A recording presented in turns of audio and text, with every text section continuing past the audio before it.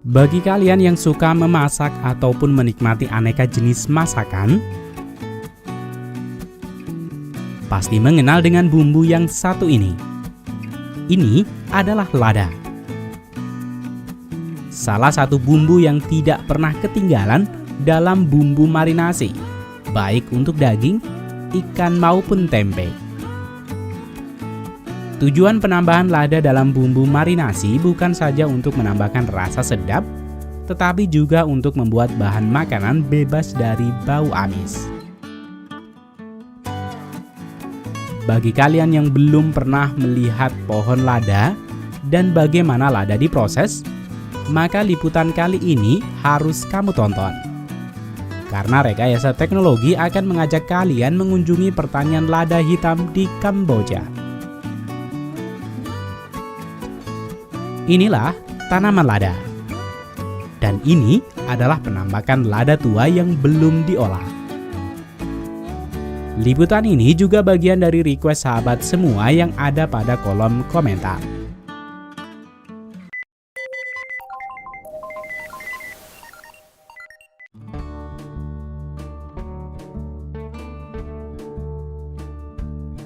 Dalam pertanian komoditas buah lada, hingga saat ini masih sedikit akan sentuhan teknologi.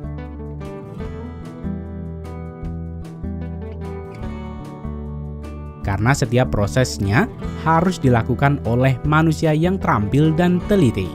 Mengingat buah lada yang sangat kecil dan memiliki pohon yang merambat. Sehingga sentuhan teknologi hanya ada pada manajemen lahan,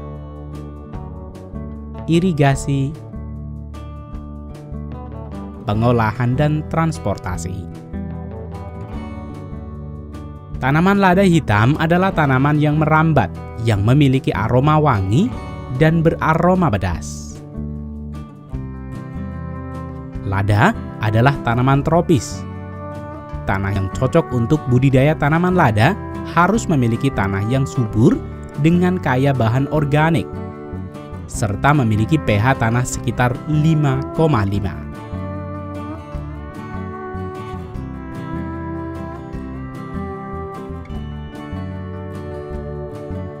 Langkah pertama setelah menentukan lahan dan luas lahan yang akan digunakan untuk membudidayakan tanaman lada adalah membuka lahan. Petani akan menurunkan ekskavator untuk membuka lahan yang dibantu dengan traktor pembajak hutan khusus untuk meratakan ladang di medan yang berat. Selanjutnya, ekskavator akan membuat parit untuk meletakkan pipa-pipa irigasi. Setelah pekerjaan membuka lahan selesai, kemudian petani akan memasang tiang atau pancang untuk alat bantu tanaman lada merambat. Pancang ini dapat terbuat dari beton maupun kayu yang kuat dan dapat bertahan lama. Kemudian pekerja akan membuat 1 hingga 2 lubang di sekeliling pancang untuk tempat menanam bibit tanaman lada. Selanjutnya, lubang-lubang ini akan diberikan pupuk kompos dasar untuk kebutuhan nutrisi pada awal perkembangan bibit lada.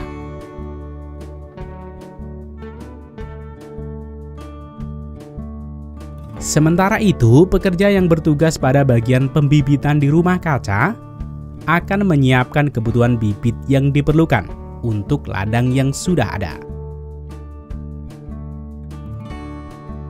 Sebenarnya tanaman lada dapat dibudidayakan melalui bijinya seperti ini.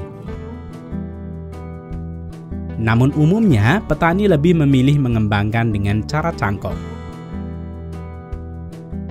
Sehingga petani akan menyiapkan media cangkok yang kemudian akan dibawa ke ladang untuk memilih batang tua dan sehat untuk dicangkok.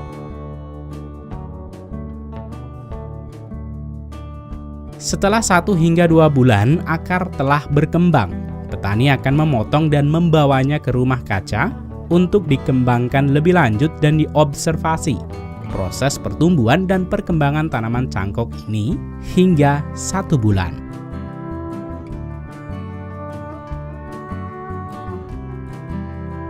Selanjutnya pada hari penanaman, bibit-bibit tanaman lada ini akan dibawa ke ladang untuk ditanam pada lubang-lubang yang sudah disediakan. Selanjutnya, petani akan memasang dan mengaktifkan irigasi yang sudah dipasang untuk mulai aktif dan rutin bekerja sesuai jadwal dan perkembangan tanaman lada. Tanaman lada membutuhkan suhu antara 25 hingga 30 derajat Celcius untuk tumbuh dengan baik. Selain itu, tanaman lada juga membutuhkan terpapar sinar matahari tidak langsung selama 6 hingga 8 jam per hari. Sehingga untuk memenuhi kebutuhan ini, petani akan memasang jaring-jaring di atas pancang atau pohon lada sehingga dapat mengatur suhu dan juga menjadi tempat teduh untuk tanaman lada. Kemudian selama masa pertumbuhannya, petani akan mengarahkan laju pertumbuhan tanaman lada dengan mengikat tanaman ini ke pancang yang sudah disediakan. Untuk kebutuhan nutrisi tanaman lada, petani akan memberikan pupuk kompos setiap 2 hingga 3 minggu sekali.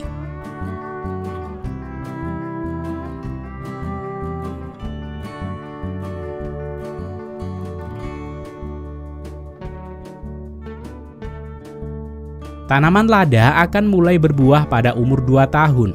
Namun pada musim buah pertama biasanya petani akan membuangnya, sehingga tanaman dapat memfokuskan nutrisi untuk perkembangan akarnya.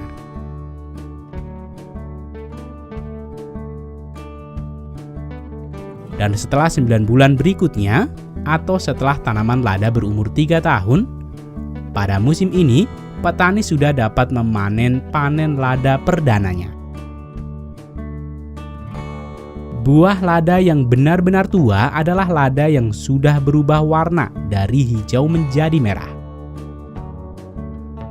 Namun karena buah-buah ini tidak akan masak secara bersamaan, petani akan tetap memanennya, menunggu hingga semuanya menjadi tua. Setidaknya, warna buah lada menjadi hijau tua kehitaman. Pemanen buah lada akan dilakukan secara manual oleh para pekerja yang bekerja secara kelompok maupun individu. Pekerja individu akan membawa wadahnya sendiri dan memetik satu persatu. Sedangkan pekerja yang bekerja secara kelompok akan membentangkan tikar di bawah barisan tanaman lada.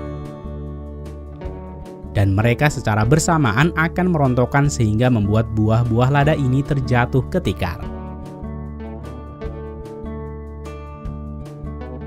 Selanjutnya, pada tempat pengepulan, petani akan memisahkan lada-lada yang benar-benar masak berwarna merah dari lada yang berwarna hijau tua. Setelah itu, hasil panen ini akan dikirimkan ke pabrik pengolahan.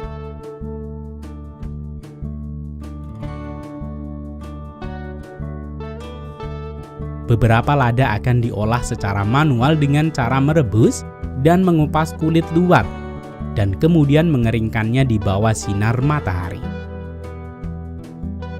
Sementara itu, di pabrik pengolahan, lada yang baru datang akan segera dibersihkan dari kontaminasi seperti daun atau tanah yang tercampur ikut ke dalam hasil panen secara manual. Setelah pemilihan selesai, lada akan dirontokkan dari tangkainya dengan mesin perontok. Selanjutnya, lada akan direbus, dikupas, dan dikeringkan dengan mesin secara otomatis.